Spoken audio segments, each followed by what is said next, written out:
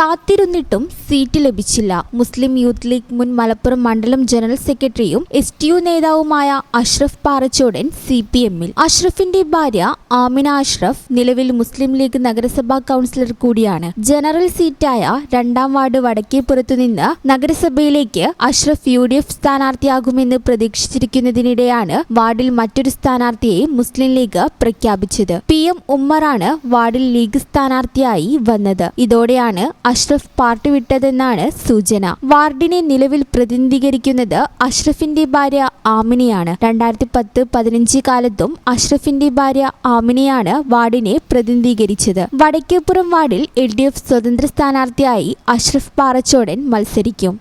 Party മാറുക എന്നുള്ളത് നമ്മളെ സംബന്ധിച്ചിടത്തോളം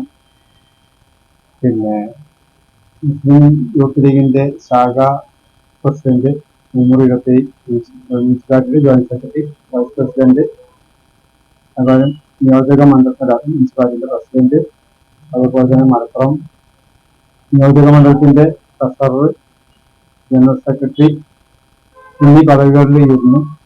യൂത്ത് ലീഗിന്റെ ഒരു കാലഘട്ടം കഴിഞ്ഞ് നമ്മളറിയാം, നമ്മളൊരു മനുഷ്യന്റെ ഏറ്റവും നല്ലൊരു സമയം എന്ന് പറയുന്നത് ഒരു 18 മുതൽ 49 വയസ്സ് വരെ എത്തി നിൽക്കുകയാണ്. അപ്പൊ അതിന്റെ ഇടയിൽ ഒരു കാലഘട്ടം മുഴുവനും പാർട്ടിക്ക് വേണ്ടിയിട്ടാണ് നമ്മൾ വിനിയോഗിച്ചിട്ടുള്ളത്. അപ്പൊ ഈ സന്ദർഭത്തില് നമ്മളിതൊക്കെ കഴിഞ്ഞ് യൂത്തിന്റെ ഒരു കാലഘട്ടം കഴിഞ്ഞാൽ ലീഗിലേക്ക് കാലെടുത്ത് വെക്കുന്ന സമയത്ത് പാർട്ടി പരിഗണിക്കും എന്നുള്ളൊരു വിശ്വാസം നമ്മളെ സംബന്ധിച്ചിടത്തോളം ഉണ്ടായിരുന്നു മുതിർന്ന ലീഗിലേക്ക്. അപ്പൊ ആ സമയത്ത് വേണ്ട വിധത്തിൽ പാർട്ടി അത് കൈകാര്യം ചെയ്തില്ല എന്നുള്ള ഒരു വിഷയം നമ്മളെ സംബന്ധിച്ചിടത്തോളം ഉണ്ടായിരുന്നു. അപ്പോ അതിന്റെ അടിസ്ഥാനത്തിൽ നമ്മൾ ആദ്യം പറയുന്നത് നമ്മൾ മാത്രമല്ല യൂത്ത് ലീഗിന്റെ മുഴുവൻ പ്രവർത്തകർക്കും അഭിപ്രായമുണ്ട്. ഈ ചാനൽ ന്യൂസ് മലപ്പുറം. ഞങ്ങളെ പറ്റി നിങ്ങൾക്കല്ലേ കൂടുതൽ അറിയുന്നത്?